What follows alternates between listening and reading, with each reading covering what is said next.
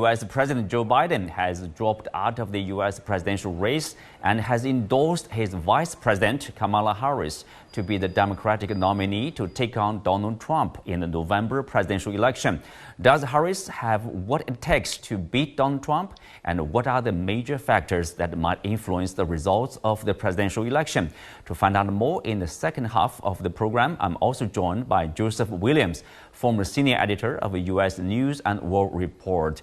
Welcome to the show, Joseph. Hi, nice to be here. Thank you. Well, we are seeing, Harris already won this major support from the Democratic delegates. She is the nominee basically now. Tell us why she's winning support so quickly. One of the reasons that she's galvanized support so quickly is because the Democrats were frustrated. They didn't want Joe Biden to be their nominee, yet he was the sitting president, which traditionally meant he was the nominee. So they wanted to get behind him, but when they saw his frailties in the first debate, they were really alarmed. So the party was essentially stuck. They didn't quite know what to do. Once Biden stepped away from the campaign, Harris became the heir apparent, and they're galvanizing behind her so quickly because they see her prospects. They want someone who could beat Trump. They think that she brings a fresh, youthful energy to the campaign, and they want to get behind and get everything organized so quickly. Because keep in mind, there's barely 100 days left in the election, which in our country is a bit of a sprint. Normally, campaigns take years to put together. They take years on the road. But this one, they're going to have to coalesce ahead of the convention, and they've got barely over 2.5, 3 months to do it. Mm-hmm. Well, Joseph, how much do we know Kamala Harris? Yes, she's a vice president, but some people would say she hasn't really established the high profile for herself yet. Tell us more about her views on some of the major issues. Well, that's correct. One vice president famously said the office was worth less than a bucket of warm spit because you're number two. You generally don't have a lot to do. Your profile is much lower than your boss, and the portfolio that you tend to get are intractable issues that he doesn't want to deal with and can't solve. Now, her stance on the issues are pretty much in line with President Biden. She believes in immigration reform. She wants economic policy that defines the middle class. She wants criminal justice reform. And she also is against the Dobbs decision, which made abortion illegal in the United States. So her economic policies are to the left of center, so to speak. She was a former criminal prosecutor, so she is going to be vulnerable to attacks on that. And the Republican Party is going to basically try to paint her as a out-of-touch California liberal, someone who favors these extreme positions that the mainstream American voters don't really favor. Things like legalized marijuana, things like abortion on demand. So she's got to have a very difficult challenge to try to define her in such a short period of time. Mm-hmm. Well, Anthony, given what Joseph has said, there are obviously attacks and will be more attacks from the Republican side. Do you think Harris has what it takes to beat Donald Trump? If I were a Democratic strategist, one of the things I'd be very concerned about is that her candidacy for the presidency in 2020 took off and then crashed. And it seemingly happened overnight. She went from a potential star because of one good primary debate with other Democratic presidential hopefuls, but then her campaign fizzled quite quickly. I think one of a couple of things that I'd be looking at is how well is she connecting with voters? Does she have that sort of appeal? Joe Biden, like him or don't like him, he walked into a room and he had that sort of wry smile and the dark sunglasses that he put on, and he sort of connected with you on a personal level. Can Harris do that? I think there's going to be some legitimate concerns whether she can. And sadly, the reality is that, we saw this in 2016. There exists a significant amount of sexism in this country. Will she be able to overcome that and convince voters that she can do the job? Joseph's absolutely right. The calendar really is not in her favor. And the image that a lot of people are going to have is somebody who looked like a strong candidate, disappeared quickly, became vice president, didn't have a significant number of accomplishments, didn't work alongside Joe Biden the way Biden worked alongside Barack Obama. So as I said, if I'm a Democratic strategist, I'm worried here because I don't necessarily know that Harris has convinced the public that she can be presidential.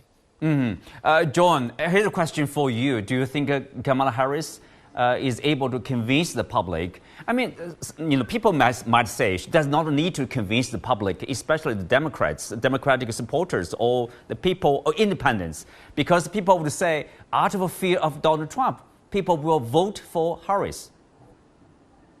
Well, I think there's still a path of victory for Harris to the White House, even though still an uphill battle. I think she has to speak to her constituencies. Who are these people?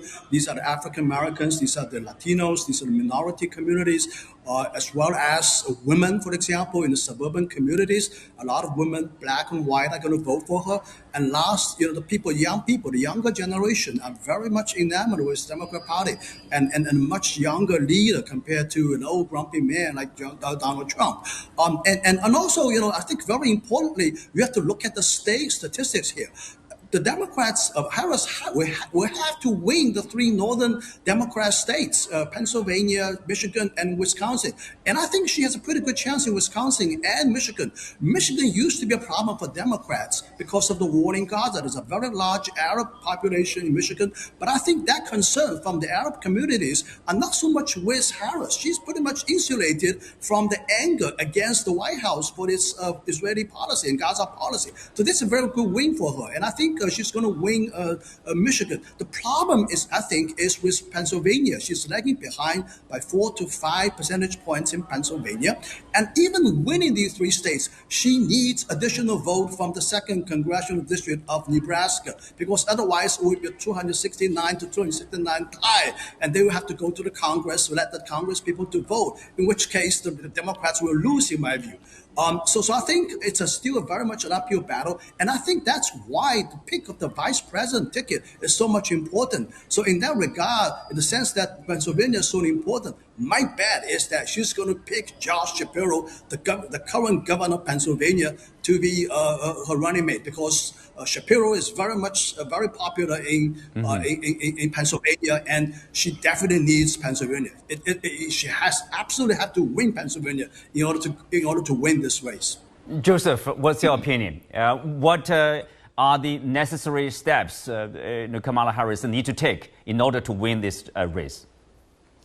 I think he's absolutely right. I think Pennsylvania is going to be critical. I think all of the swing states are critical. I don't know that she's going to outperform Joe Biden in Wisconsin. It's essential to happen for her to win the White House. But I also think that it's going to be an uphill climb. I mean, there are very salient points about connecting with voters. She has that popular energy. She has that charisma when she walks into a room. It's not the same as Joe Biden. It's slightly different, but it's got to be there. And she's got to articulate a clear message. Her path is going to be quite narrow because on the one hand, she has to distinguish herself from a sitting president.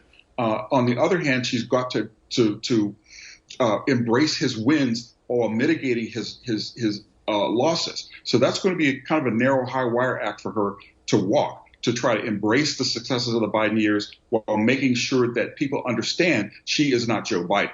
So I think it's going to be challenging. I think the Republicans are going to come at her with everything they have. I think it's going to get nasty. I think there are going to be some tropes that are really going to be unfortunate. But I understand that her team is prepared for this, or they're preparing for this on a very short runway. Well, Joseph, a kind of a related question here. Because of this survival of the attempted assassination, Trump appeared to be like invincible. I think he himself, included his supporters, would believe he's the one. He obviously will win the race. But do you think himself and his supporters, are they prepared to be for different results? For example, if they lose again, what will happen? That's a very good question, and one that I don't think anybody can answer. Certainly, January 6th was a very disturbing event in United States history, and Donald Trump's fingerprints were all over it, even though he has not been held responsible for that. On the one hand, having so many people go to jail for participating in that disturbance is a suppressant, right? People see that, and it's like, okay, well, do I really want to risk my life and career for something that may not work out in my favor. But on the other hand, the Supreme Court decision that all but absolves Donald Trump of some of his actions that day and may filter down to some of his supporters, may be encouragement, it may be an accelerant. Either way, Trump has maintained that any election he loses is going to be rigged. So that on the table is really, really kind of challenging to deal with. I do think the nation will be more prepared this time than they were in January 6, 2020. I do think people are taking this threat very seriously. So I just hope that the better angels of our nature prevail and that we don't have that kind of violence. But that's no longer guaranteed anymore. Anthony, your opinion? I agree. I think that, what we saw January 6th of 2021, I don't think any reasonable American wants to come close to experiencing again. I also agree with the comments that the path is quite narrow. If you think about a typical candidate, he or she would have had most of this calendar year to define himself or herself with the voters. So again, absolutely right that the path for Harris is narrow. It's doable, but it's narrow. She's going to need some successes. She's going to need that connection with voters. She's going to need a very strong, or at least a very likable vice presidential candidate to bolster the ticket at the top and at the lower half. And I think ultimately what Americans are going to decide is, we know what Trump would bring. We think we know what Harris is going to bring. Where do they want to go? Right now, I think it's still Donald Trump's election to most likely win. But again, we're 100 days away, roughly 100 days.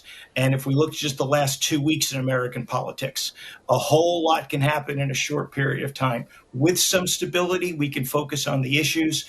And I think there'll be a very strong and heated conversation between Trump and Harris as the months unfold. Well, a lot to cover. Well, on that note, we come to the end of today's show. Many thanks to our guests. You can also watch us on the CGTN app or on YouTube. I'm Xu Qinduo. Thanks for being with us. See you next time.